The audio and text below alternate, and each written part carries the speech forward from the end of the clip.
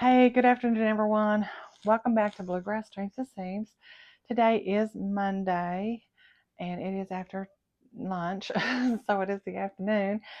But I did pick my things up from the fair this morning. We had to get to them before 9, so I went by there and picked up my things, and 4 of my items did place top prize. So um, this was one of them, this little jacket that I made out of that scarf. This is the Fault Lines jacket, and you can insert a scarf through this tube collar.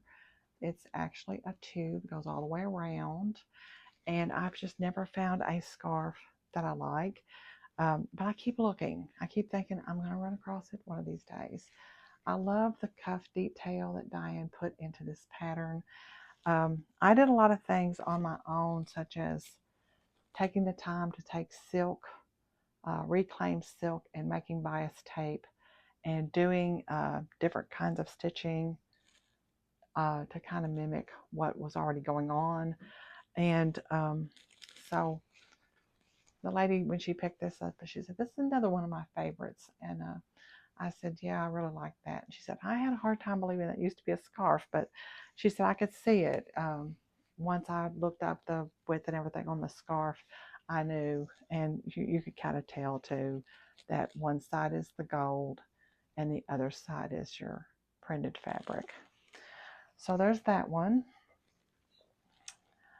Then this jacket, which was another thing, another favorite of the same lady. She said, "I just love this jacket." And I said, there's details that I added to the cuff, details I added up here on the neck edge, down the front, and the bottom.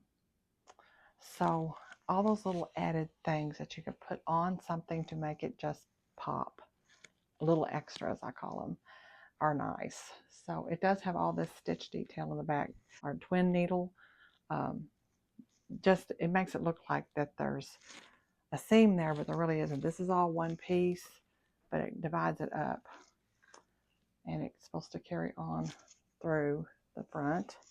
So that jacket, and then my sweater, which I was hoping, but I thought, oh, if anybody else enters a sweater that's color work, I won't get it because color work is harder. But this does have a lot of stitch detail in it, and on the cuff there's stitch detail. This is that one strand of merino held with one strand of alpaca, but I was kind of surprised but delighted to see that this took first place. And then, of course, the double-sided apron, which I have back here on my mannequin. One side is the lobster, and the other side is the berries, the blueberries.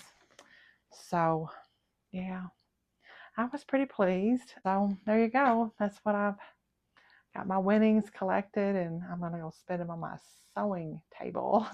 And I look forward to sharing more about that with you. I want to get started. I'm very excited about this, and I hope you are too.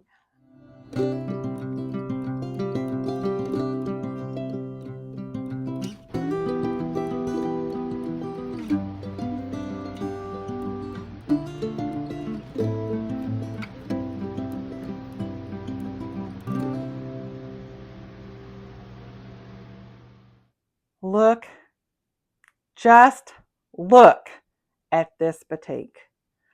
It is so pretty. On the main pattern, I used this collar band, and I just made it a little bit taller. I did flat fell seam my shoulders on each side. These sleeves are from a Marcy Tilton pattern, and the reason I wanted them was because I did not want a cuff, but it had this neat little detail here that I loved. I'm going to go grab my sweater so that you can kind of see what this is going to look like all together. The sweater is not finished. I'm still working on this cup over here.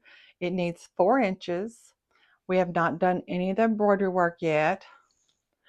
It has not been blocked, so it doesn't hang like it should, but it will. It'll be gorgeous when it's finished. And I think that it'll hang down enough here, and you'll get enough visual up there to just really complement each other. I loved how this little bit of pink here is in this shirt fabric, this batik. So there you go. That's what that's kind of look like, but it will be nice and cozy on those cool nights that I'm going to have this fall. So I'm looking so forward to getting to wear this. Well, I hope you enjoyed this episode of Bluegrass Threes of the Seams. It's a little shorter than I normally target, but sometimes that just happens, and I really can't think of anything else to add other than wish you well, happy sewing, and hopefully next week we have a finished cutting table and one or two garments to show, as well as a finished sweater. Wouldn't that be great? So happy sewing, everyone, and I look forward to sharing with you again next week. Bye for now.